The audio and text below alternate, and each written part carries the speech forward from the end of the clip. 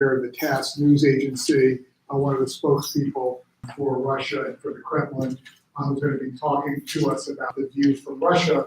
And with him, we're going to have two former foreign correspondents, Dave Filipov, who was the Moscow correspondent for the Washington Post, and Nick Daniloff, who was a foreign correspondent under the old Soviet Union for U.S. News and World Report, I think, who was in prison at one point in the 80s. So he'll provide maybe a slightly different perspective on what's going on there.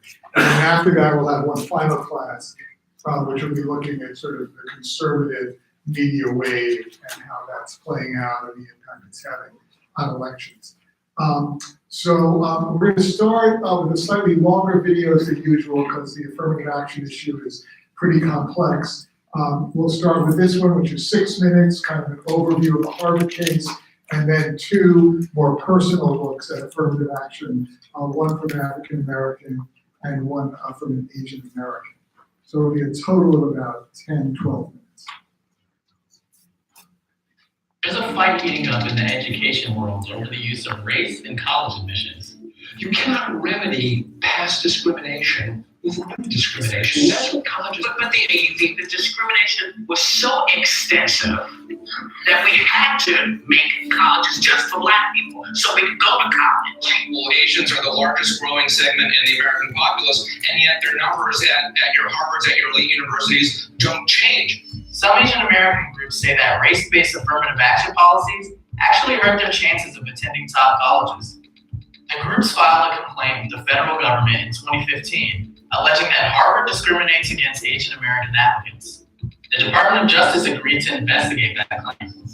Does affirmative action hurt Asian Americans? First, we have to define the term. So affirmative action has a really long history. I think the term was probably first coined by President Kennedy. Rachel Kleinman is a senior counsel at the NAACP Legal Defense Fund.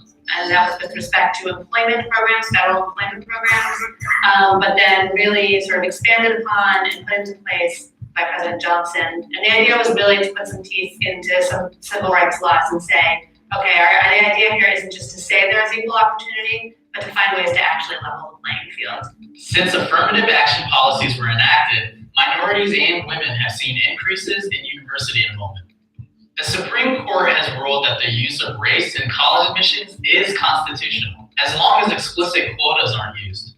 But some Asian American groups say quotas do exist. I think I had a 4.6 GPA, something around 4.7. I had a perfect ACT score. Michael Wang applied to college in 2013. He was an outstanding student and even sang at President Obama's inauguration. However, he was rejected by every Ivy League school except UPenn. He filed a complaint with the Department of Education alleging that Yale, Stanford, and Princeton discriminated against him because he was Asian American. I definitely felt like really disappointed, a little bit angry at that point as well. You're not sure why you got in or why you did get in. And I think that's what made it really hopeless for me, because if I had to go through this all again, what could I do to maybe improve my chances? I don't have an answer to that. A 2009 Princeton study found that in order to get into America's top universities, Asian American students' SAT scores had to be 140 points higher than white students, 270 points higher than Hispanic students, and 450 points higher than Black students. That is almost 1,600 points. So that is really unduly hard, creates so much burden on Asian American children. Yukong Zhao is the president of the Asian American Coalition for Education, a nonprofit fighting for Asian American educational rights. They argue that Ivy League institutions use racial quotas to the detriment of more qualified Asian American applicants. That is illegal. Most Asian American children want to have a big trade. In order to achieve that, they have to study with double efforts. Since the 90s, the population of Asian Americans in the US has more than doubled, but their representation in top universities has remained about the same. If race is being used as a positive factor, meaning that it helps an application, that's good. When it harms an application, I feel like that's not fair. Can being of Asian descent actually disadvantage your college application? Affirmative action is not what is causing Asian Americans not to get into schools. You know, racial quotas are not allowed. And universities, as far as I know, are not using racial quotas, but they are using our holistic admissions policies, which do allow for some consideration of race as one among many factors. But you can't tell me that a kid who has to score 540 points higher just because of his race, over which he has no control, it's a mutable characteristic, is not being discriminated against. Why is it that it's affirmative action that they say is causing this, when in fact, in most of these institutions, they're majority white? You don't go to these institutions and feel overwhelmed by the number of Black and brown students you see there and say, oh, they must be taking Asian American spots. It's actually still a majority white school. So the fact that this argument that somehow affirmative action is causing it doesn't really seem to have much of a logical basis. According to a survey by the Harvard Crimson, Asian Americans make up 23.5% of Harvard's freshman class. Black students only make up 11.2%. White students, a whopping 58.2%. Compare that to the percentage of college-age Americans of each race. Asians and whites are overrepresented, but Black students are underrepresented. Despite the recent lawsuits, 67% of Asian Americans believe that affirmative action policies are needed. Yeah, I think there can be no question that we still need affirmative action among many other things, both to provide opportunities and pathways to opportunities for people of all races, but also to create diverse campuses. Without affirmative action, we wouldn't be creating this diverse group of graduates that we need in order to lead this country, to create business, to compete in the global economy. Harvard has agreed to hand over years of confidential applicant records to the DOJ, who will then decide whether they've been discriminating against Asian American students. From there, we could be looking at the next landmark affirmative action trial.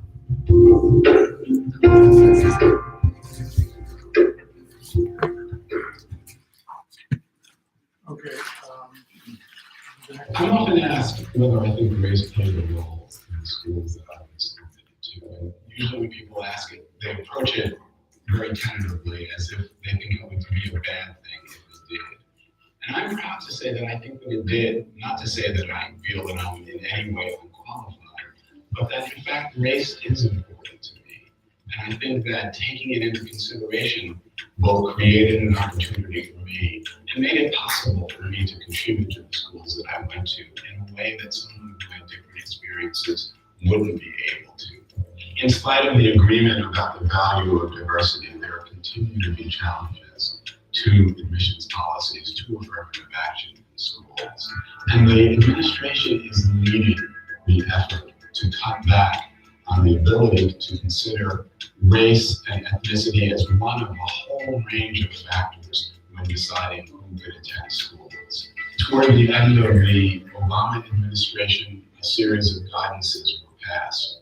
There were efforts to get colleges to be as inclusive, as diverse, and as educationally strong as they could be. Those guidances were withdrawn this July by the Departments of Justice and Education.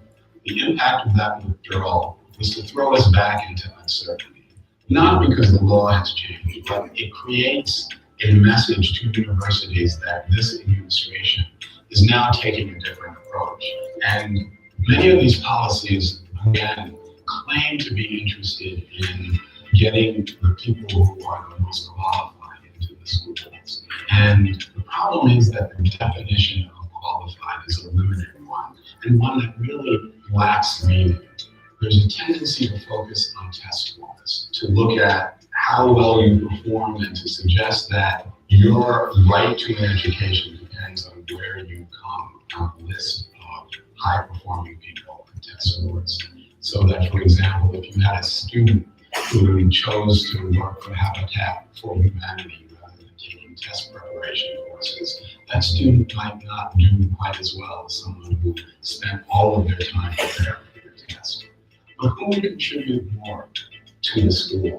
Who has more to offer to society? And shouldn't schools be allowed to take all of these things into consideration?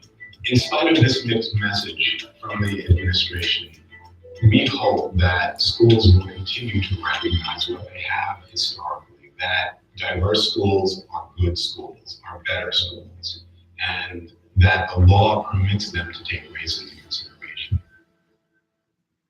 And then we're going to do one more looking at an Asian American perspective. One thing to make this relevant to Northeastern, Northeastern, as everyone knows, has moved up in the world fairly dramatically in recent years. A lot of that has been built around test scores. The test scores are rising every year, and I think there is some concern among faculty that that's affecting not only the diversity of the school, but also the diversity of the kinds of students we attract beyond just race, whether it's the people in the humanities or so forth. So these issues are not just Harvard issues, or they're issues that strike very, very close to home. And something we will talk about, but which the Boston Globe highlighted in their series on race in Boston last year, is that there's also been an explosion of international students. We see it all over Boston, you see it here at Northeastern, and while the percentage of international students has increased dramatically in the past 20 years, whether at Northeastern, BU, and elsewhere, the percentage of African American students has remained the same or declined slightly. So those are both factors that are true in this broader debate, but also here at Northeastern. And then let's play this final clip. Finally tonight, Dr. and author Andrew Lamb offers his humble opinion of how affirmative action in college admissions should evolve. There are lots of stereotypes about Asian Americans. I probably fit some of them. I did well in school, I played a couple instruments, I went to Yale and became a doctor. I now volunteer to interview Yale applicants each year. My ties to the college are strong, especially since my dad also went there in the 1960s. At the time, there were only about 10 Asians in his class. Today, Asians make up about a fifth of the students on campus. In fact, there are now so many Asians at elite colleges that many Asians fear affirmative action makes colleges hold them to a higher standard. Asian students straight out ask me if being Asian will hurt their chances, or if it's better to mark their race as other instead of Asian. Seriously, we've reached the point where kids are afraid to admit their own ethnicity? It's true. And sadly, it appears their concerns are not unfounded. One study showed Asians had to score higher on the SAT than all other ethnicities to get into top colleges. In a recent lawsuit, Harvard was accused of using race quotas and maintaining a cap on Asian enrollment for decades. To me, the worst part of this isn't that some kid who looks like my son won't get into the Ivy League. It's that truly disadvantaged Asians get lumped in with model minority Asians. There are economically disadvantaged students from Laotian, Cambodian, and Hmong communities. There are Pakistani and South Asian students whose parents scrape by working 100-hour weeks. Affirmative action has the potential to hurt these individuals most of all. But let's be fair, colleges' intentions are good. They use affirmative action to craft diverse classes because we all benefit from exposure to people of different races and backgrounds. I strongly agree with this. Would I prefer to go to a Yale that was predominantly Asian? Absolutely not. So I support affirmative action, but I also know we could do it better. We should assist students based on socioeconomic disadvantage, no matter their race. There are rural white kids who deserve special preference but aren't getting it. There are affluent minority students who may not need that help to succeed. Doing this wouldn't make sense if it reduced racial diversity, but it doesn't have to. A detailed study of colleges that switched to socioeconomic factors showed the majority had stable or increased Black and Hispanic enrollment. One student I interviewed worked at a fast food restaurant to help support her family. Another had to care for 2 younger siblings, an obligation that prevented him from doing extracurricular activities. I could tell you their races, but should it matter? You can't judge someone's accomplishments until you appreciate the obstacles overcome to achieve them. And if this could be a better way of doing affirmative action, rather than simply looking at someone's skin color or a box they check, maybe we should give it a try. Dr. Andrew Lamb. Okay, so let me invite up our panelists and then I'll introduce them once they're seated here. Margaret, Dan, Ted, you want to come on up?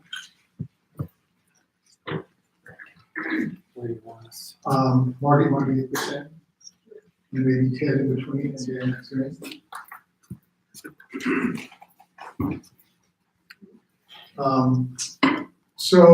Marty Burnham is one of my favorite people at Northeastern. She's a professor at Northeastern Law School. She's a former judge, a former member of the NAACP Legal Defense Fund. She is in many ways just a very powerful voice on issues of inequality and social justice nationally. We've been working with her at the School of Journalism on a project that she has piloted that investigates old lynching cases from the South and sends law school students and these days some journalism students as well down south to investigate these cases, try to uncover old documents, find witnesses, take a cold case and make it live again, and then try to get justice for some of the survivors. It's very powerful. Zach's been involved in it and others. It's a transformative experience for the students, but I think also is trying to kind of bring the country face to face with some of these historical issues as well as our current discussions about race. Ted Landsmark, who you know, in addition to being head of the Dukakis Center and having a distinguished career here in Boston in education, has dealt with these issues as a college administrator, college president, but was also part of what I assume was one of the early classes at Yale that accepted African Americans, and can talk a little bit about what that was like and some of the issues that students faced then in the first wave in the late 60s when colleges began opening up. Dan Golden is an old friend and colleague. He's a senior editor at ProPublica. He's one of the most feared investigative reporters in America. I like to tell people if Dan Golden calls you for an interview, hang up, get a lawyer. No matter how unassuming or charming he seems, nothing good will come of it. He's long looked at issues of education and literally wrote the book called The Price of Admissions, which was based on a series that he did for the Wall Street Journal in 2003. The book came out in 2006. Which looked at the real story of college admissions. It actually started out, the original series was supposed to look at affirmative action, and what Dan uncovered, and it was the foundation of the book and so much of the acclaim it's gotten, was the incredible network, as he'll discuss a bit, of white affirmative action, legacy preferences, and so forth. And his book, as he says, this trial has been very good for his book sales because two of the things in it, one was a whole chapter he did on Harvard and the Z list and all the different ways in which Harvard and other universities cater to donors and give the children of donors preferences. And along with Jim Acosta, he's probably the one journalist whose name Donald Trump knows because he had exposed that Jared Kushner got into Harvard after his father gave a $2 million donation when Jared was a high school junior. And who of us wouldn't do that for our children? And that as a result, Jared then got into Harvard. And Dan did the reporting that showed that even Jared Kushner's teachers in high school and the principal of his high school basically said he wasn't that good a student. We don't really know how he got in. So Dan has looked a lot at kind of the story behind the story. And that's what I wanted to kind of open up the panel with, was, you know, we've read a lot about what's going on in the Harvard trial, what the issues are, but I'm wondering what your sense is, what's this trial really about? Is it about discrimination against Asian Americans, or is there a broader agenda at work, and could the reverberations be bigger than we think? Margaret, would you want to start us off? Well, I'll start off and say that is it about discrimination against Asian Americans? Clearly, it's about discrimination against Asian Americans. Is there a broader agenda and an agenda that we should be deeply concerned about? Clearly, there is an agenda, and the agenda is to eliminate affirmative action, which, as we know, is the only constitutionally permissible way of using race in college admissions. If the plaintiffs in this lawsuit win, and there's a good chance they will, perhaps not at the trial level, but certainly when we get up to the current Supreme Court, it is possible that they will score a victory here over Harvard. The price will be the elimination, there's no doubt about it, the price will be the elimination of the use of race in college admissions. And that is a heavy price. Affirmative action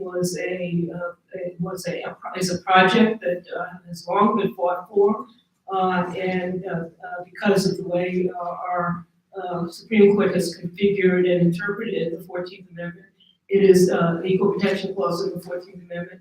It is the only way in which deep historical disparities in educational opportunities in our country at the K through 12 level as well as at the college level can accommodate for historical discrimination by using race under the guise of the desire to provide diverse classes.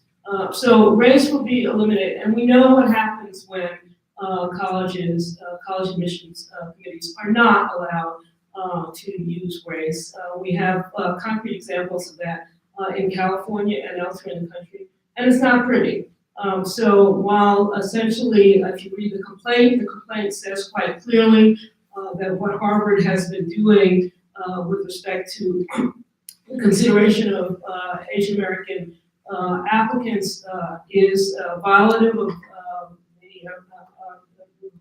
the principle that race consciousness cannot be considered as a negative. Nevertheless, you have to look at the end result, and the end result here will be to harm historically discriminated against groups in this country, African Americans and Latinos, who have continued to be historically excluded from educational opportunities at the university level.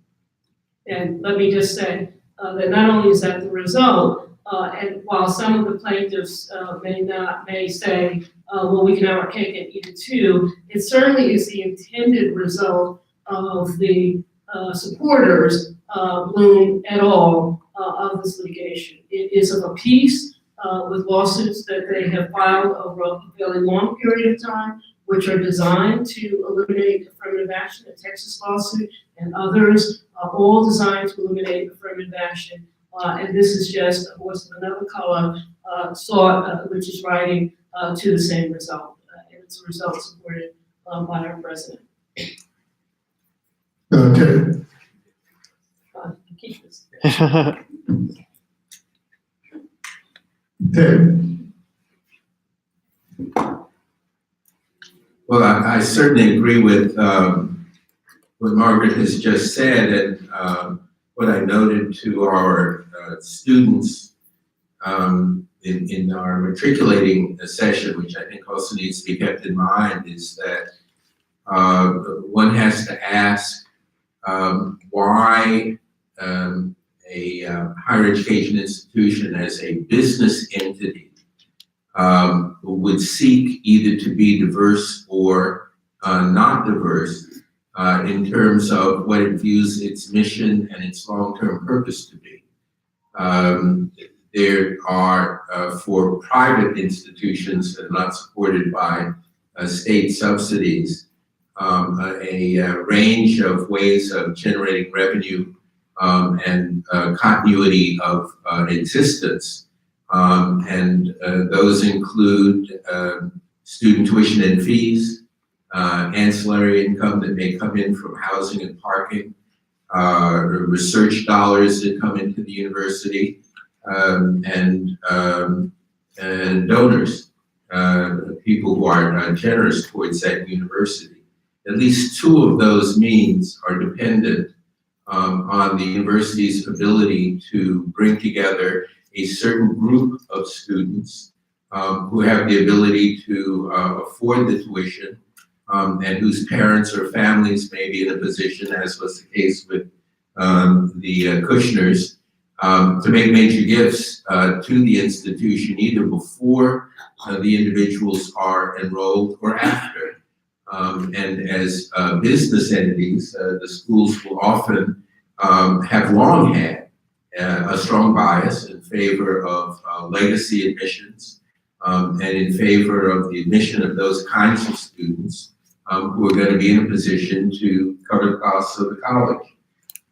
Diversity, when I enrolled at Yale, it was pointed out to us, was important at Yale because they felt they were educating the next generation of leaders, and that they felt that in order to educate people to deal with a more diverse world, you had to have more diverse students at the university, and that made sense for Yale at that point in time. But for many schools, the question of diversity takes a second seat to the admission of those individuals who are in a position to, in effect, create an annuity for that university's long-term survival by bringing in the kinds of students who are likely to make major gifts, or whose families will make major gifts. And historically, what that has inevitably meant is that the people who are admitted are white,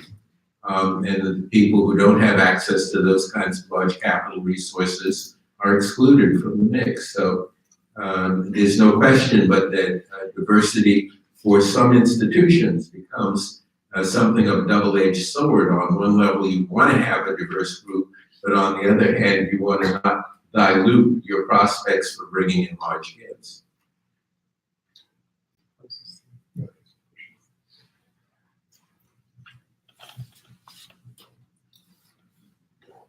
Hi. So I would sum up the case this way: right victim, wrong villain. My book, The Price of Admission, in addition to the stuff about Kushner and Harvard, there's a chapter about how Asian Americans are discriminated against in admissions. And the plaintiffs in this case cited a number of times. And there's no doubt about that. I think even at the time, I had data showing that they were held to a higher bar in terms of both grades and SAT scores than other groups. And I remember interviewing a group of Asian American students at one of the exam schools in New York City, and talking to a young woman who had 15, 60 or whatever in the SATs and very good grades. And I said, "Congratulations, that's wonderful." And she said, "No, we call that an Asian fail."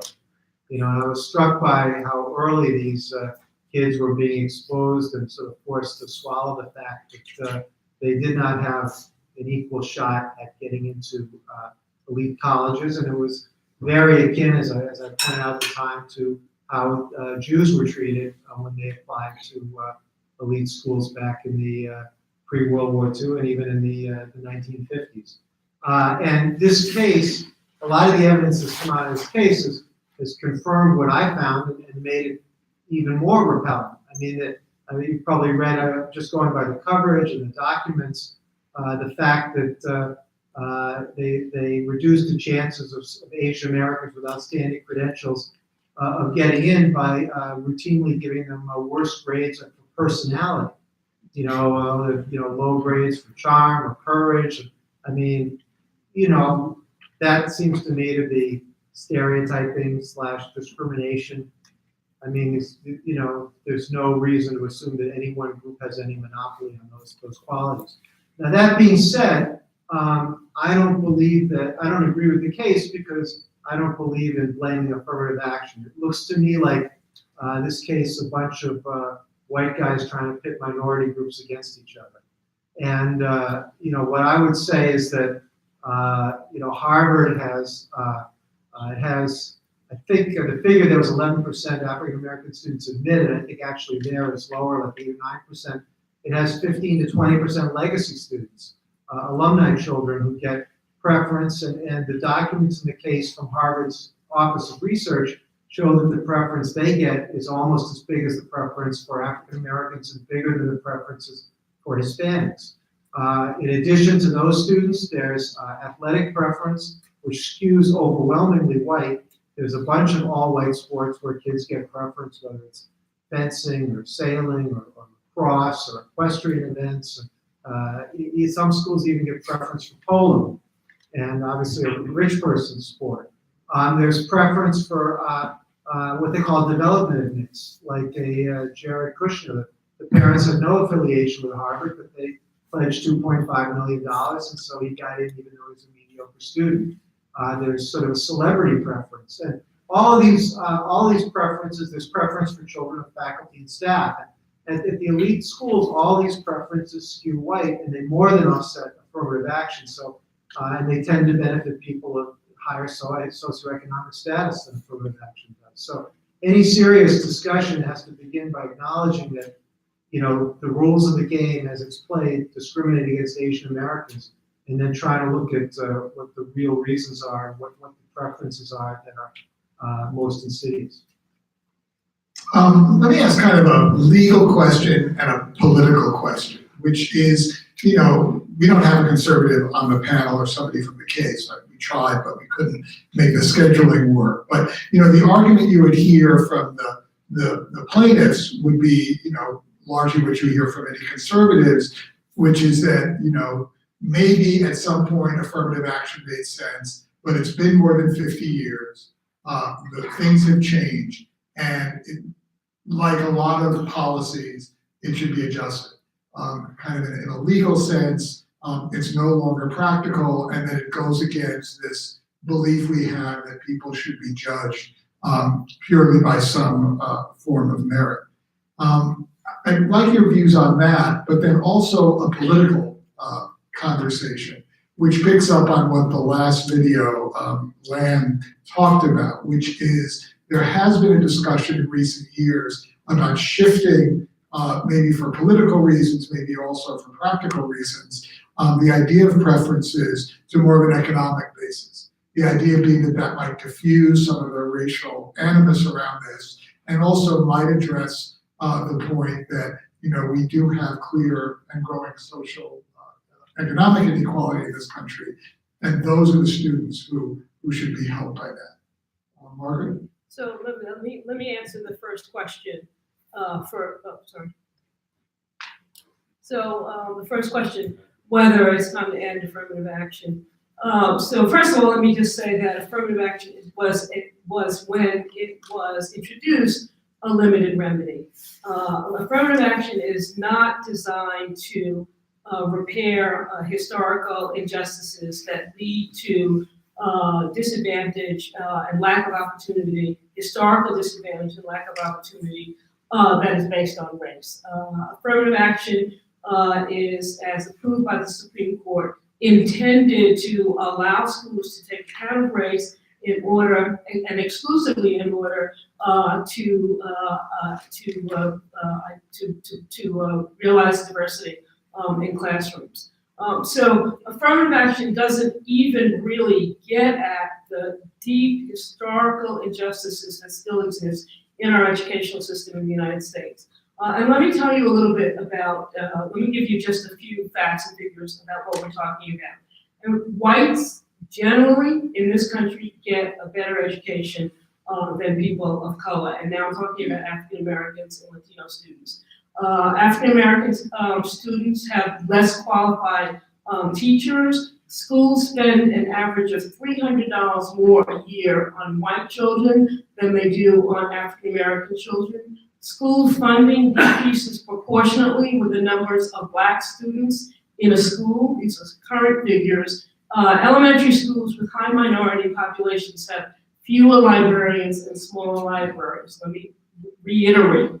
The poorest, mostly white school districts have on average 8 times as many librarians as the wealthiest high minority districts. The poorest white districts have 8 times as many librarians as the wealthiest high minority districts. Those are the facts and figures against which affirmative action is seeking to, and diversity as a policy are seeking to interact and change. That hasn't changed. So yes, there are people on the Supreme Court who have said, okay, let's give this 25 years. Let's see where we are in 25 years. Unfortunately, the racial divides in this country, as we all know from just the recent election, are deep and intractable. And as long as they are reflected in huge educational disparities that are racially based, remedies, federal, state, and local remedies are still appropriate. So we're far from the place where remedies, and it's unfortunate that the only remedy we have is affirmative action, but our Supreme Court has limited us to that as a remedy. The second question, whether an approach that looks at socioeconomic disadvantage could cure the problem of disparate educational opportunities. Certainly, we need to look at socioeconomic disadvantage.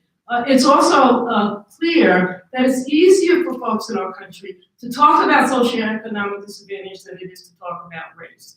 Now, let's look at women, for example. There was a time when women were admitted in very low numbers to medical school, if at all, and to dental schools. What did dental schools and medical schools have to do in order to change that situation? Socioeconomic disadvantage was not a trait that could help cure the disproportionate admissions practices with respect to women. So long as there are identity traits that are still relevant in the opportunities that are available to people, socioeconomic remedies alone will never be sufficient to cure the problem.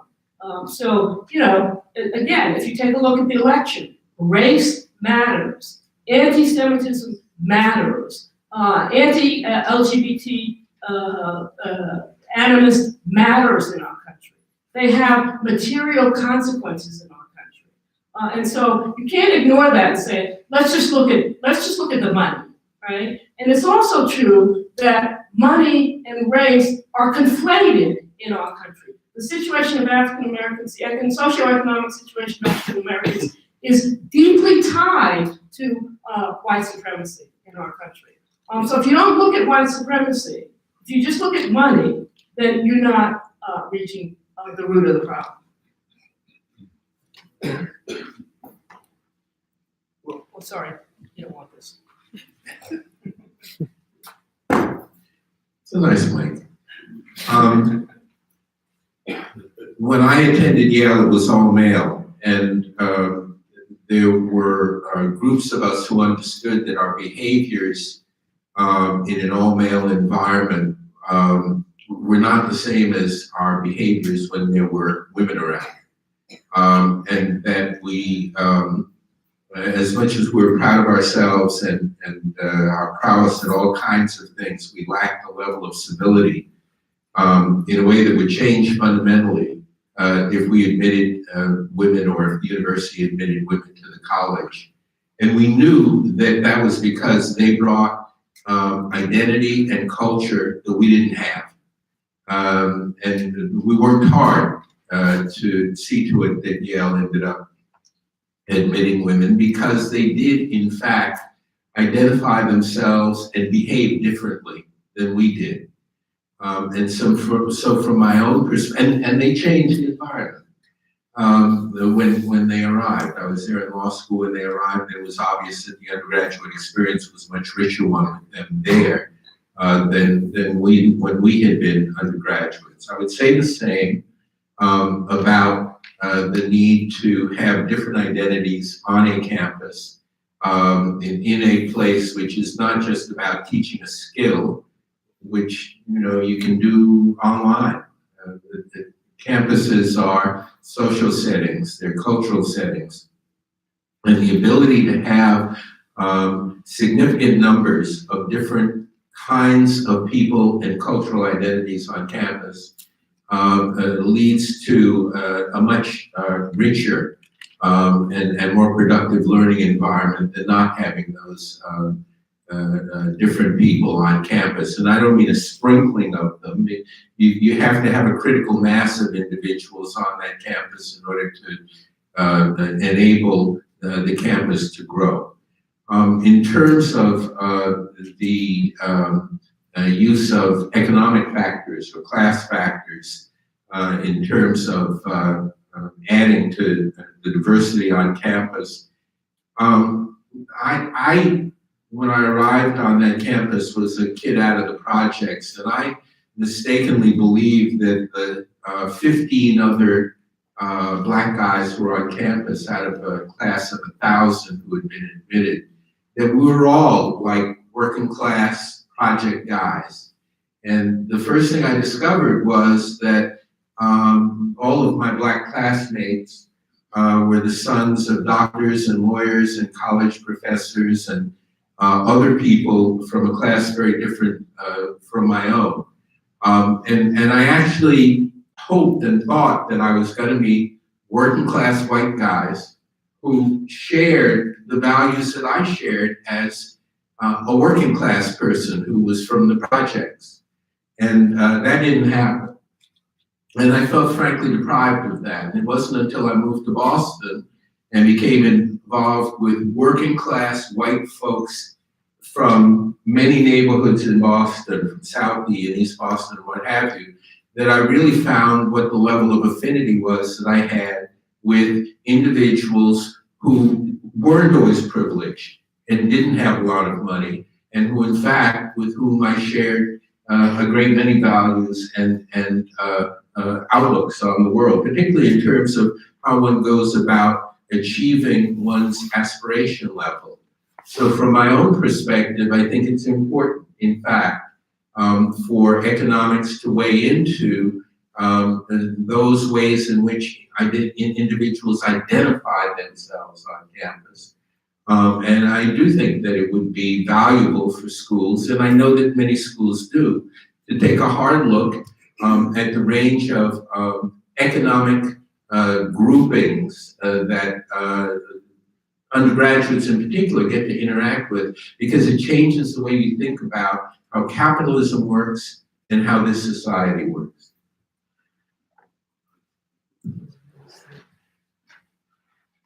I want to just say one other thing, which is that the reason Harvard can use race in seeking to obtain a diverse classroom is that it's constitutionally permissible. There's nothing in the Constitution that protects people of lower or working class people, put it that way. There's nothing in the Constitution that speaks to economic status. So there's no law that would require Harvard or any other school, for that matter, to take this into account. That's a pipe dream. Sorry, I didn't mean to interrupt you. On a practical basis, here's the problem with using socioeconomic status at a place like Harvard, assuming you define it as many people would by family income or household income. If you look at, what candidates have the combination of low family income and very high test scores and grades, the answer comes back, an awful lot of them are Asian Americans. So, for example, UCLA Law School, after California banned affirmative action, UCLA Law School went to socioeconomic preferences. They replaced affirmative action with socioeconomic preferences for a year. And what they found was they got a more Asian American class than they ever had before. That wasn't what they had in mind, so they ditched socioeconomic preference. So, the problem is, if you want to have socioeconomic preference replace affirmative action in a way that contributes to diversity by preserving minority representation of African Americans and Hispanics, you have to find a way to rejigger it so it doesn't have an even higher percentage of Asian Americans that they're already trying to hold down. So, it's kind of a devil's choice between, treating Asian Americans fairly. Now, what I would suggest, if you're looking for socioeconomic diversity, would be to just get rid of legacy preference and donor preference and the other preferences I mentioned. Presto, you've got economic diversity because you've eliminated preferences for all the rich alumni kids, rich donor kids, polo players. And, that gives you socioeconomic diversity without trying to use it in a way that it's not going to reach the goal that you have in mind. In terms of the appeal of socioeconomic diversity and socioeconomic preference, it does have obviously some appeal, but I don't think the appeal is as great as it was a few years ago, when it was becoming sort of trendy to say, well, it's a more colorblind society and Obama was president and so on. Now we're in a period of obviously intense backlash against minority groups where, minorities, regardless of income, seem to be persecuted, singled out by the police, victimized by profiling.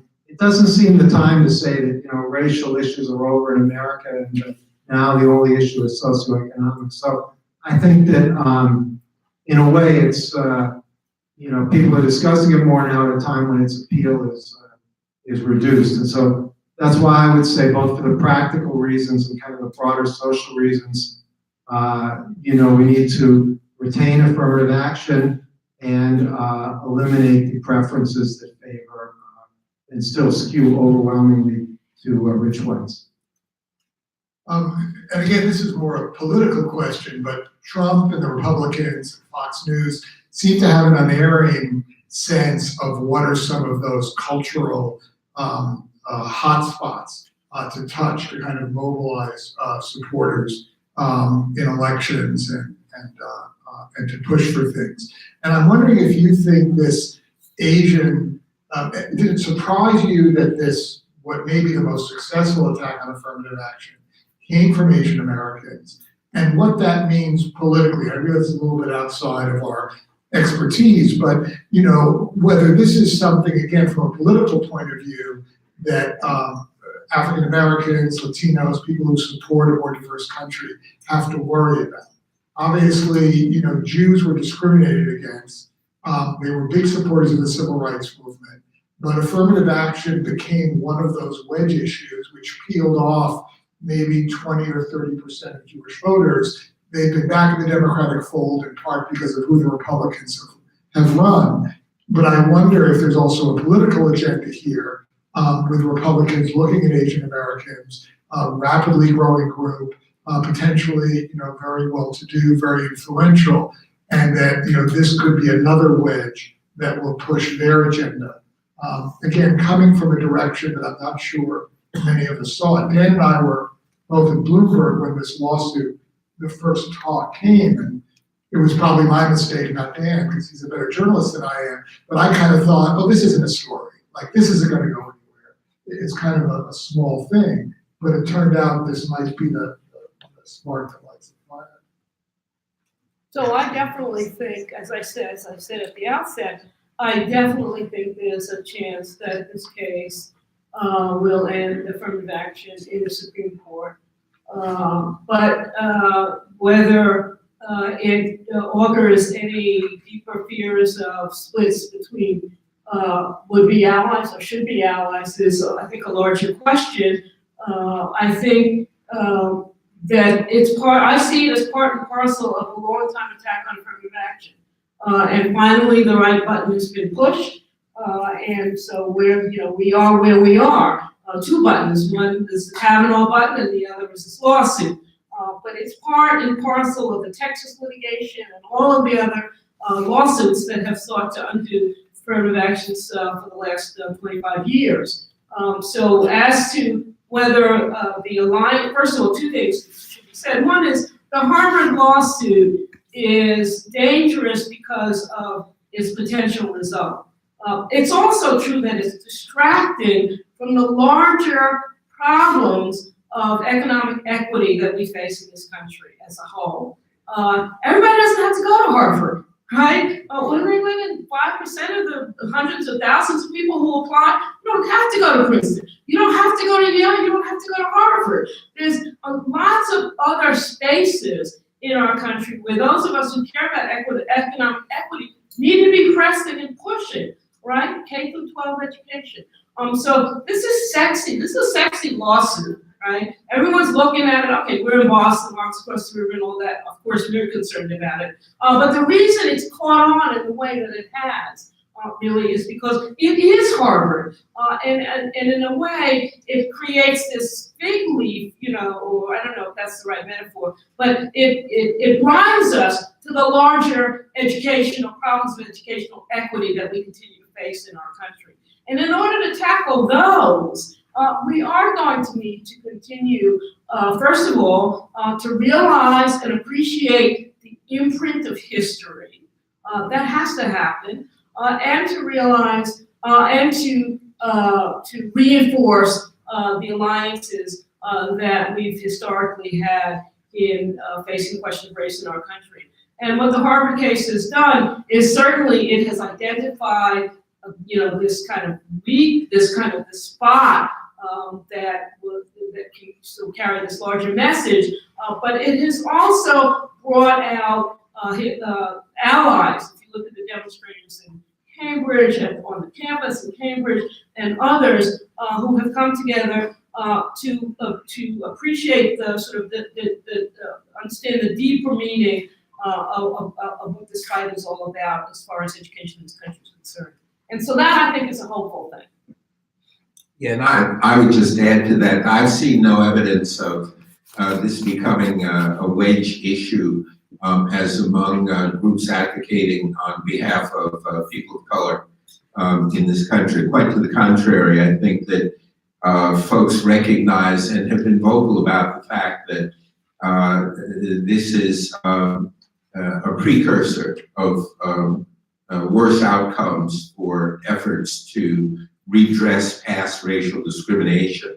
And the fact that it's an Asian group that is being put forward, and it's not clear to me that even within the community that might benefit, that there's unity across that group.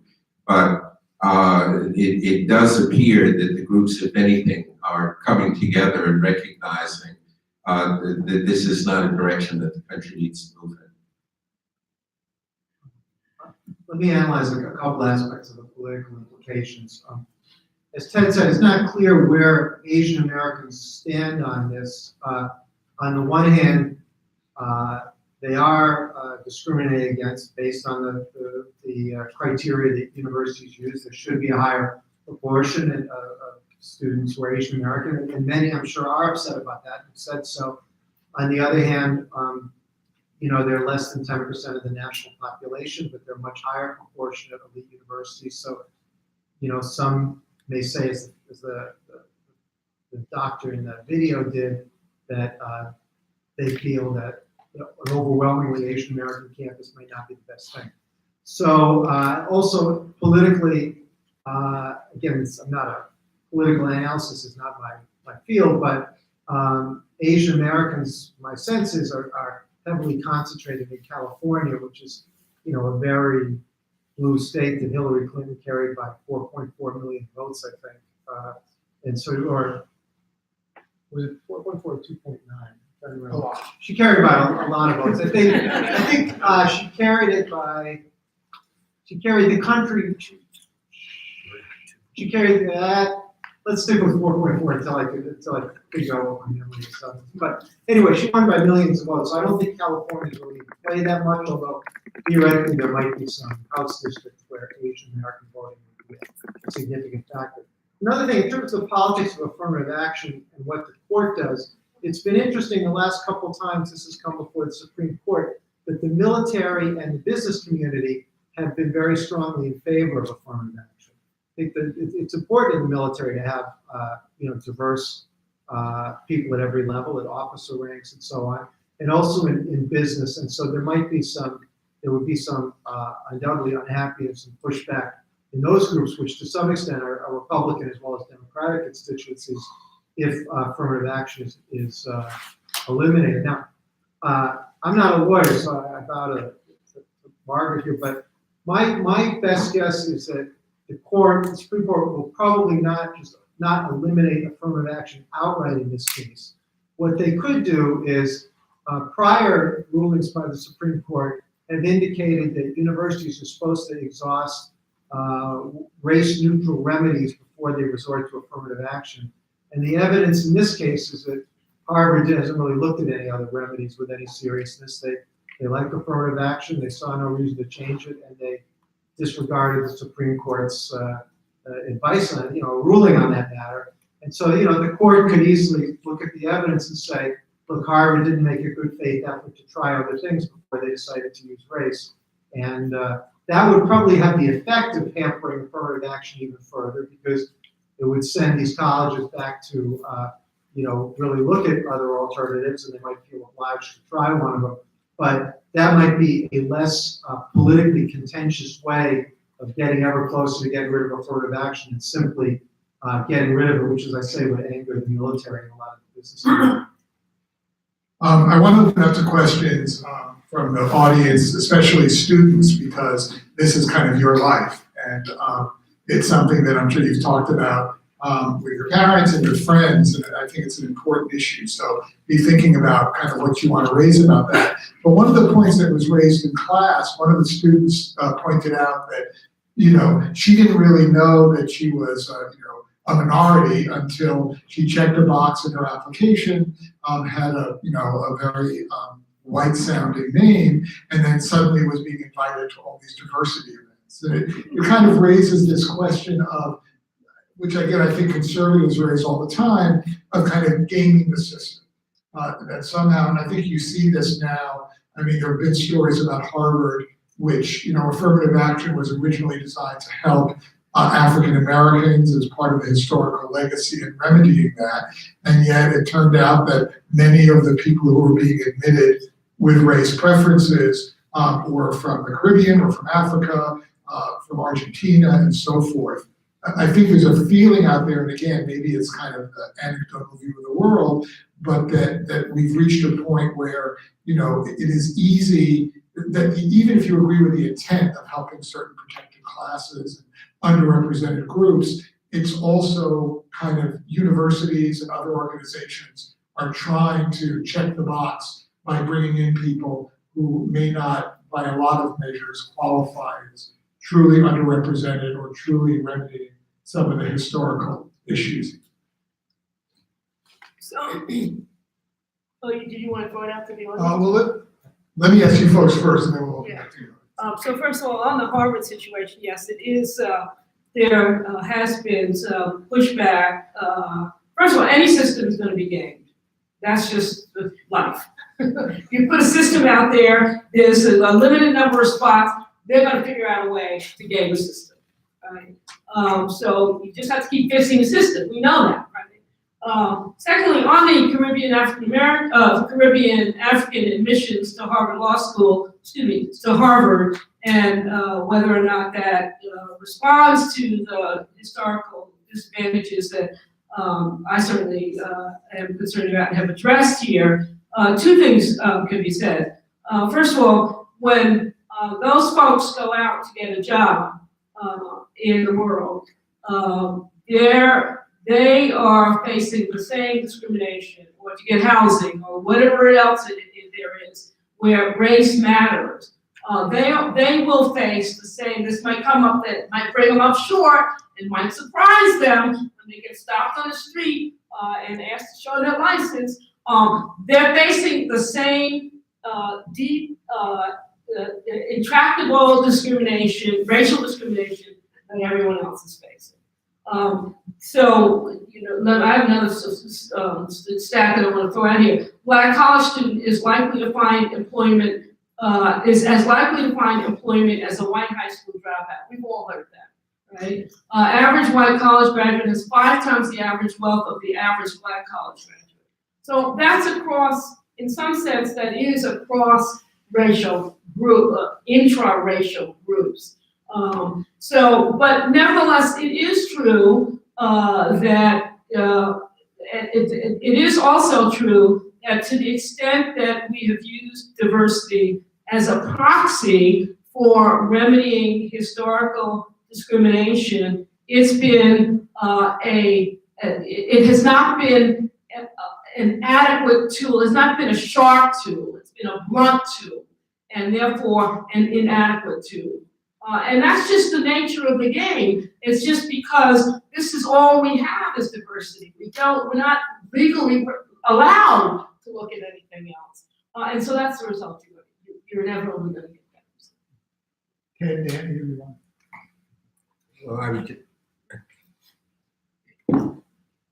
would just add that my understanding in the Harvard case and in other circumstances is that race is one of many factors that goes into the final decision.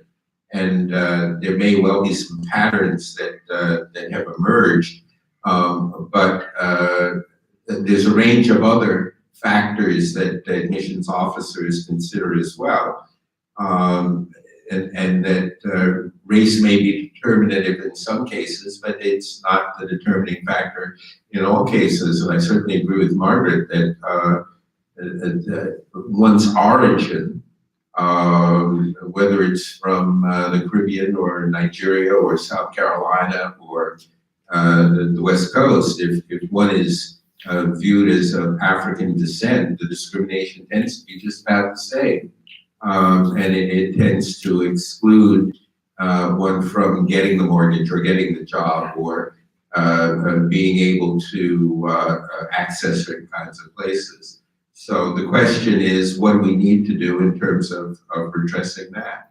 And some of that goes below the level, to be sure, of college admissions to what has to be done on the elementary school level and the employment level and the housing level and a range of other factors. I do think, that any admission system, as Margaret said, is going to be gamed, and that does happen with affirmative action.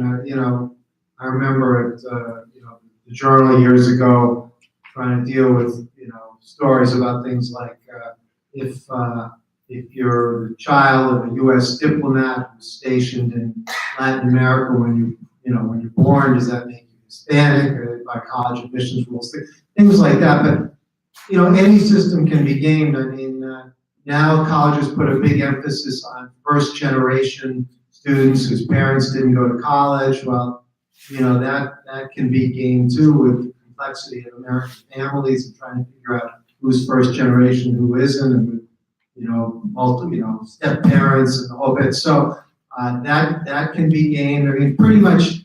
I mean, I've made a living for many years of writing about different aspects of gaming of the college admissions system, and this is no different, and it's regrettable, but any substitute system would also be gamed. Dan, let me just ask you one follow-up question. You wrote an article where you said one of the unintended consequences of the Harvard case, if the plaintiffs win, might be the end of what you call white affirmative action, legacy admission. Can you talk about that in terms of why you think that is? And because that's kind of an interesting. Sure.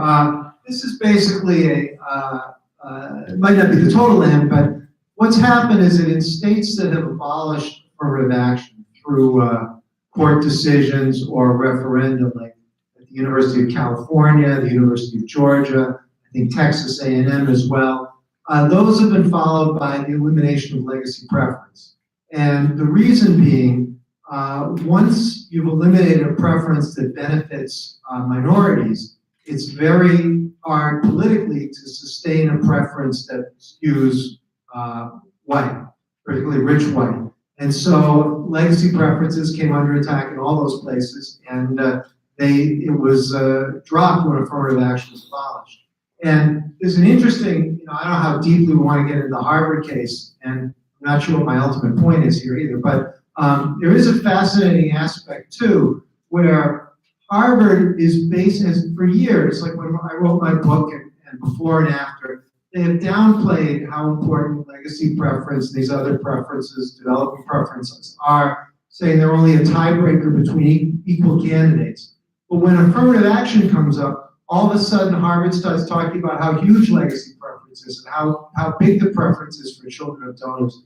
And the reason is, whenever the evidence comes up that shows that they're discriminating against Asian Americans, Harvard, they can't really dispute that evidence. They try to. But so what they say instead is, Asian Americans, yeah, they're held to a higher standard. They need a higher SAT score. They need better grades. But that's not because we're discriminating on racial grounds. It's because we give preference to our legacies and children of donors and children of faculty and staff, and very few of those are Asian American. So, Harvard gets in this bizarre situation where they're, falling back on their preference for rich, white, entitled people as their defense against the idea that they discriminate against Asian Americans. But that's kind of by the by. But as for the reason why they want to, why legacy preference might be hurt by an end to affirmative action, as I say, that's because they work in opposite directions. So in a strange way, they feed off each other. In fact, in 2004, or 2003, when the Supreme Court upheld affirmative action, Clarence Thomas, in a dissent, said that the reason was that because of the articles I had written about how the Supreme Court justices' own families had benefited from legacy preference, he said the issue was that the justices were scared that if they eliminated affirmative action, then an end to legacy preference would surely follow and their families wouldn't benefit from it anymore. So these two preferences, affirmative action for minorities and affirmative action for rich whites, are entwined in a strange and kind of bizarre way in that sense. Okay, Zach is going to take the microphone. So we could end up in a kind of an odd situation where Donald Trump ends affirmative action and his grandchildren suffer because of it. Yeah, the Wharton School would lose some substantial student body. Well, he doesn't really do that much.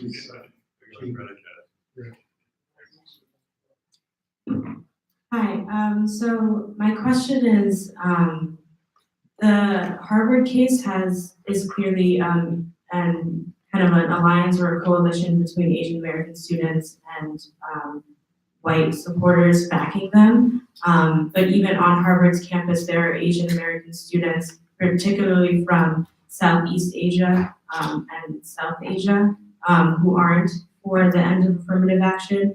And they're saying that the Asian American students are being used as pawns by white people to end affirmative action. So I was wondering what you thought about that idea of them being used as pawns. Do you think that they aren't aware of what they're doing, that they're being pitted against other minorities as the model minority that can be the face of this, or is there more going on? So I don't ascribe to the pawn theory. I think it's insidious and suggests that people don't know what they're doing. I think these are plaintiffs in a lawsuit who have a claim of discrimination. As we've said up here, it's a valid claim, or it certainly has the appearance of being a valid claim. What we're saying is that the result of the lawsuit will harm our overall goal of desegregating higher education. But certainly the claim, I don't ascribe to the view that anyone's being a pawn or stand-in for anything else. I think that certainly they have a claim that this discrimination.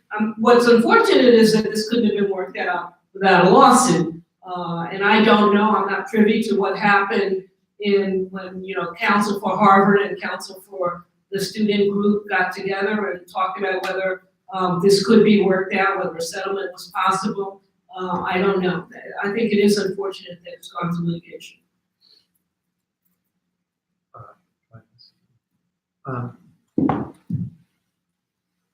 Well, I do feel that the Asian American students, as we've agreed, seem to have a legitimate cause for complaint that they're discriminated against.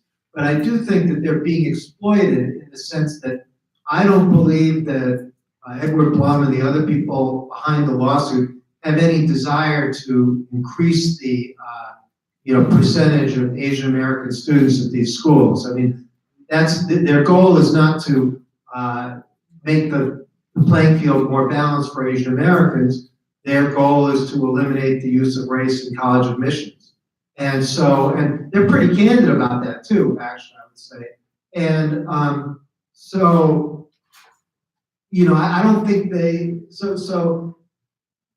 they're not pawns in the sense they have a legitimate case and they're acting out of, self-interest and desire to right or wrong, but they may not get what they're looking for. Of course, the reason that Blum picked Asian Americans in the Harvard case is because thought he had the strongest fact set there. Because of Harvard, for 20 years, its percentage of Asian American students was just under 20%. And I pointed this out in my book, year after year, it was 17, 18, 19, 18, 19, 17, it never hit 20. So, it looked like a quota. Once he filed his lawsuit, the percentage went over 20%, but not before then. So, so they used the facts that they thought was strongest to get rid of affirmative action. You know, they have a case going on in North Carolina where the plaintiffs are white students. And there they feel that the strongest fact set is that white students are being passed over. And of course, in Texas it was as well. So they'll use whatever student group they think gives them the strongest fact set to get a case to the Supreme Court. So I'm a foreign student, but I have some Asian American friends, and I learned that they support affirmative action. But their parents, who are first generation of Chinese immigrant, they don't want the affirmative action because I don't think they know a lot about American politics, but they do want to see their children succeed and go to elite school. So I also see it as a clash of what immigrants want and the reality of American politics. No, I think that's a really interesting point, and I think that's very true, especially coming from, I know a little bit about China, and the Chinese entry system to universities is completely exam-based. That's true of many Asian countries, Korea, and elsewhere. So the idea, and I thought the video captured that, this idea of an Asian fail, captures that this emphasis on tests and doing well. Here's an objective measure. Obviously, if you come to this country and don't speak the language and don't pick up the cultural cues, the idea that there's an objective test that's going to determine things culturally, that's kind of what your native country is like, makes a lot of sense. I think one of the things that's been lost in this discussion, but I think has been out there for a while, is this belief that we've all decided that the SAT or the ACT is the best way to decide who should go to college. In fact, the SAT and the ACT have come under attack, not just on being culturally biased, but not producing students who have the various skill sets you're going to need to succeed. So I think there's a broader conversation that's kind of been missing, which is we seem to have gravitated towards this notion, and this is, I guess, what Harvard's defense was before it was exposed, but I think most people, certainly most faculty would agree, that you have students who, their GPA may not be 4.7, their SATs may not be 1,600, but they bring a lot to class, they're going to do really well. I mean, our old boss, Paul Steiger at the Wall Street Journal used to point out, it may not be as true now, the CEOs of most major corporations didn't go to Ivy League schools, they went to state universities. And a lot of the skills you learn by going to state universities or being in a fraternity or playing sports or growing up in a more diverse environment is kind of can work for you. So I think that's part of what's being lost in the Harvard case, is that somehow it seems to be returning us to this notion that standardized tests there's an objective thing out there versus a more holistic view, which is I think what we were moving towards up until the past couple of years. Yeah, and I would also ask the panelists to comment on other kinds of preferences and whether it makes a difference as to whether we're talking about a public university or a private university. It's quite clear that in public universities, for example, there's always been a preference for the sons and daughters of state legislators. Only a handful of people have questioned that, and I'm aware of a number of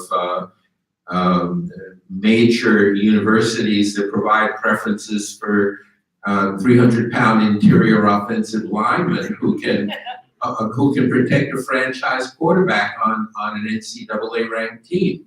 And people haven't questioned that. And so the question is, to what extent do we really look at the range of preferences that exist, particularly as they may vary as between public and private institutions? Let me riff for a minute about test scores. I'm certainly very aware that the SATs and the ACTs are biased and they're imperfect, and I don't think by any means they should be the sole or most important measure of admission. But I make 2 points about it. One is it's an area when colleges talk about it that is rife with hypocrisy, because you'll hear colleges often say, oh, we don't believe in the SAT and we're going SAT optional, it's a terrible thing. And then you ask them, well, how do you recruit students? And what they do is, they buy names from the College Board of people who did well in the PSAT. So they, so on the one hand, they say, oh, we're going SAT optional, or we don't want to use the SAT, or we're devaluing it. But how are they picking the people that they are sending their promotional material to? They're doing it based on PSAT scores. They'll say to the College Board, we want names of every kid in the following zip codes who got above such and such a score on the PSAT. And they'll go out and say, oh, we don't believe in the SAT. Most of the schools that are SAT optional are still buying names from the College Board to make out their potential market. The other thing I'd say is going SAT optional itself is another game, because what happens, let's say you're a college, you want to improve your ranking in US News and World Report, say, and you go, your SAT scores have been lagging. How do you raise them? You go SAT optional, you say to students, the applicants, if you did well on the SATs, send us your scores. If you did badly, don't bother. Presto, your average SAT score goes away. So going SAT optional does not necessarily indicate any deep discontent with the SAT. It's another admission strategy. Now, I would also say, think about why the SAT and the ACT are used or what they're there for. One reason is because one benefit or one reason they're there is to prevent kind of nepotism and insider admissions. Legacy preference is bad enough already, when they're admitting, the child of the dean of admissions, former roommate, big donor, because that the family, and the kid, got 300 points lower than the school's average. Well, the only check on that is they don't want to see their average SAT score go down. If you take away SATs, you're ripe to everything that's kind of based on insider preference. So, they're very flawed. They shouldn't be overused, and there should be kind of an admission system where you get to know the kid, the applicant holistically, and know them as a person and everything. But if you have 50,000 applicants or something, that's difficult to do, and you do need something that prevents against this kind of insider corruption and nepotism. There should be a better test. There should be other methods, but there's politics and there's maneuvering behind a lot of the criticism of the test. Hi. So a lot of, in my understanding, what this case focuses on and what we've talked about tonight have really been related to monoracial identity. But I know that with upcoming generations of students applying to college, there's a lot higher percentages of biracial and multiracial identifying students. I'm curious if you have any insight on how this case might affect those students applying in the future in relation to racial identity. Judge Warren? It's a great question. Yeah, I think there's a consensus that that's a great question, and we don't have a hint. Yeah, I think that I don't really know about that either, but I would say that probably the affirmative action categories that are used have not kept pace with the rapidly changing, realities of the complexities of actually individual people's situations. It's probably I guess I would add that a lot obviously depends on the school, but there are so many other factors that weigh in on an admissions decision. For example, an East Coast school that gets an application from someone in Wyoming is going to be very interested in that applicant, more so than they might be interested in someone applying from Scarsdale. And there are going to be certain schools that are going to be looking for a certain kind of diversity for a variety of reasons. I have a niece who is applying. She's grown up in New York in a very musical family, and she's a dancer with the Alvin Ailey Company. She has applied in high school.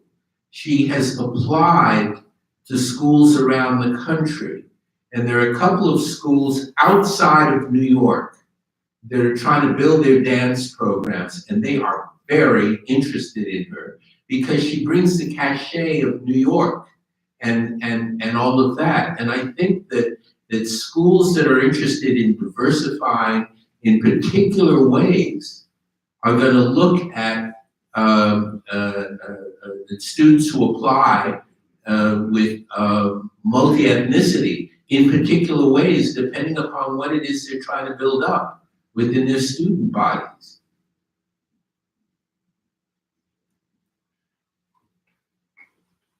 I have a question.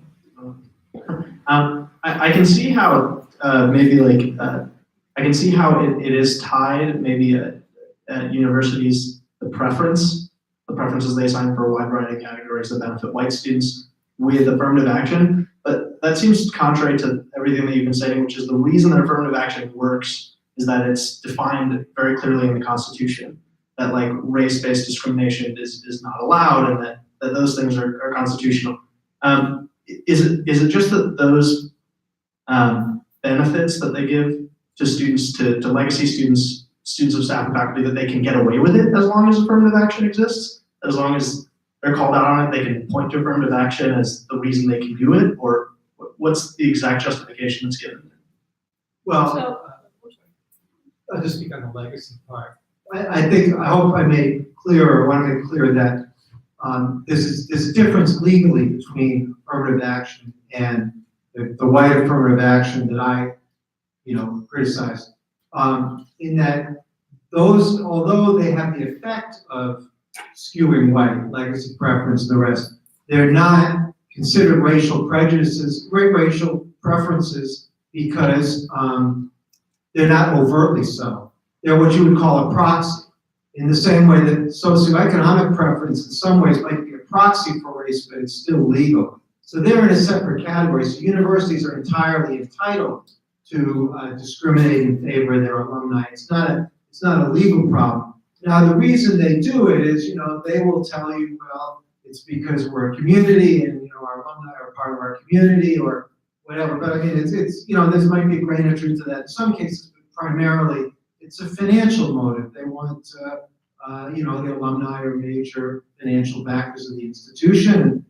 Donors like the Kushners, even though they aren't alumni, are giving a lot of money. So it's because, they're a business and they want to accumulate as much revenue as they can. And they would argue in their defense, well, we use this money for financial aid and other things that help, low-income students. And my counter argument to that would be, if you're a good university with a lot of attractive programs, you should be able to raise money on that basis without prostituting your admissions. But anyway, so that's kind of the way that the shape that the argument takes. Does that answer the question, Zach, or did? Yeah.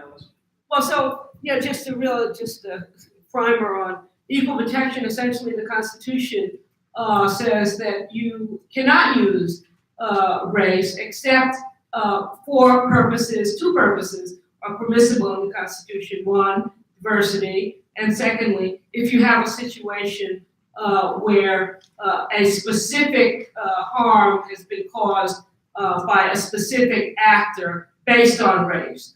So those are really the only two circumstances in which race can be used in determinations like an admissions determination. The Constitution says nothing about the use of any other factor, including legacy, athlete, personality. Any other factor is perfectly within the scope of constitutional admissibility. It's simply you can't use race, and that's what and diversity therefore is an exception to the fundamental constitutional rule. Race is an impermissible factor. Margaret, you said at the beginning that the focus on Harvard, maybe obscures other issues. There's a big debate going on now about exam schools in Boston and New York, where some of the same issues are now being raised. That are exam schools basically locking out minorities, poor people, and again, the same kind of pushback we're getting from Asian American parents is occurring in New York and maybe happening here as well. Could you talk a little bit about that in the panel? as tied to this case, but more broadly, as the battle kind of is joined at all levels of education, including the feeder schools. Well, so two things. So let me just speak personally for a moment. So, like a lot of people on this panel, I think everyone on this panel, I grew up in New York City, I have to admit. And I grew up in Brooklyn, and this is just a moment, personal story. I grew up in Brooklyn. I went to a school in Harlem. It was an exam school. It was called the High School of Music and Art. It no longer exists. It's now the School of Performing. It's now the School of LaGuardia. But at that point, it was on the City College campus in the middle of Harlem. Harlem had basically one other high school at the time. It was a trade school. The school, first of all, I went to completely segregated education in Brooklyn, all black education in Brooklyn, de facto segregation. And then I went up to Harlem to what was virtually an all-white institution. I actually didn't realize that I was going to a white institution in the middle of Harlem until I went back to my reunion a couple of years ago, and I said, wait a minute, there's nothing wrong with this picture. I got off at 135th Street, and it's like, black people live all around here. Where were they when I went to high school, right? They weren't in my classes, right? There were 3 or 4 people, I can count them on the hands of one hand, who went to Music and Art High School. That's the story of the exam schools in New York City. Now, so does that have to be, and that's been the continuous story of the exam schools in New York City. Some corrective is in order. Now, the corrective that's been proposed by the mayor and the Commissioner of Education would put us into the country that Dan is talking about, where standardless, no test scores permissible, and therefore you are going to be calling. The city councilor is going to be calling to get their kid in, and that sort of thing. So that's not, I don't think that is necessarily the solution here. I think there have to be some objective metrics, but correctives continue to be necessary. Sorry for the personal story. All right, I'll cover you on that. You can help me on that. No, I can't help you on it, but I will cover you on that. I grew up in Harlem, took a standardized test, and got into one of the other exam schools, Stuyvesant High School, which, when I attended it, was almost exclusively Jewish. In my graduating class of 750 kids, there were 20 of us who were black out of 750 in a competitive test environment. I went back to a reunion earlier this year, and we were all, as a handful of African Americans, we were all stunned at how few of us there had been, not only over the years, but today. Stuyvesant High School today is primarily Asian. It is a school which admits almost exclusively on the basis of test scores, right? And I had a long talk with the headmaster, who is Latino, who lamented the fact that one of the 2 or 3 best high schools in New York City, turning out leaders, et cetera, did not have a student body that came even marginally close to representing what the demographics of the city were. And his concern was that, and he was very vocal about this, his concern was that the students graduating would all go to college, they would all do well, but that from what he could tell, relatively few would then enter the civic life of the city where they were running the city, that they would do fabulous things with their careers, but that he saw little evidence of the kind of diversity that he wanted to see as the head of a school that was driven purely by test scores. Now, that's been an issue in Boston around our elite schools, where we knew when we were working on school change in the city that families were either finding addresses in the city to send their white kids who hadn't gone to the Boston public schools legitimately, or who were, in other ways, gaming the system, and that the percentages, the diversity in our exam schools is, I won't say non-existent, but severely lacking. And in a city where you want to graduate students who are going to go out and become cellists and a range of other things, the concern continues to be that a test score only driven environment is not going to give you the kind of mix of students who will interact with each other in ways where they will develop social skills that in fact are the skill set that produces leadership. And so at Stuyvesant High School right now, there's a major debate going on involving parents and the mayor of the city and the commissioner of education about how to redress that.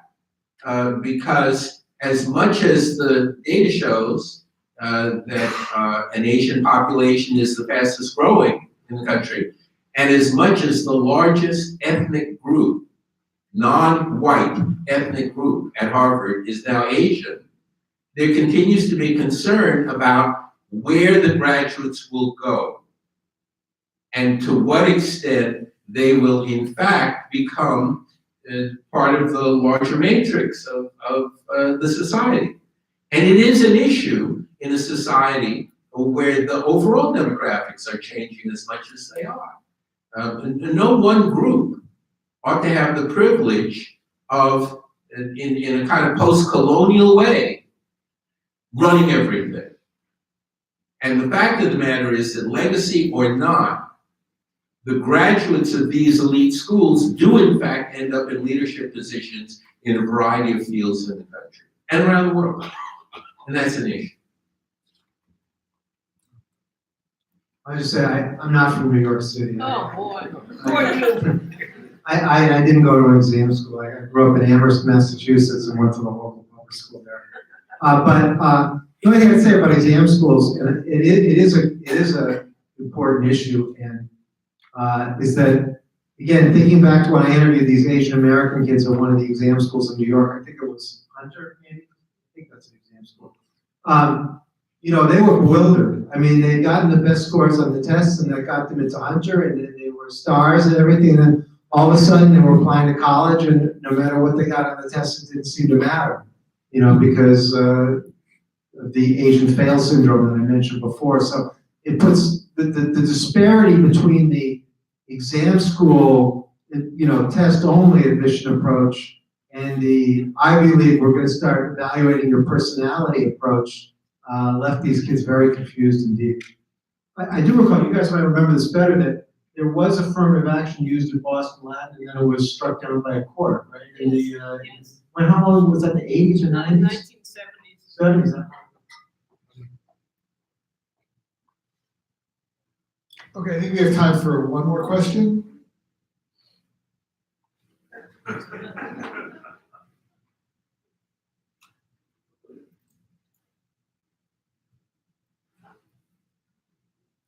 Thank you. I'm sorry, I don't know that this exactly fits, but it does cross my mind in all of this discussion about diversity. Gender has not been mentioned once. Well, sort of, with regard to Yale having decided to admit women. But I broadly, I'm interested, is there statistical information that talks about trending with regard to women being permitted or included, I guess I'm going to use the word included, in these new populations or in the populations that we're looking at? And even more curious I am about the percentage of females in any one of the subcategories that we define using diversity.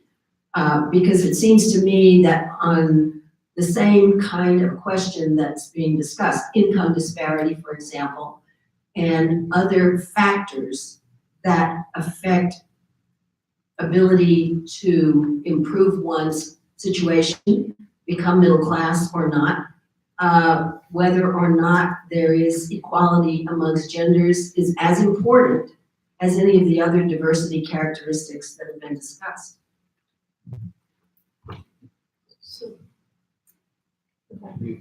Well, so I just would You say get some that data? women, no, do you have some data?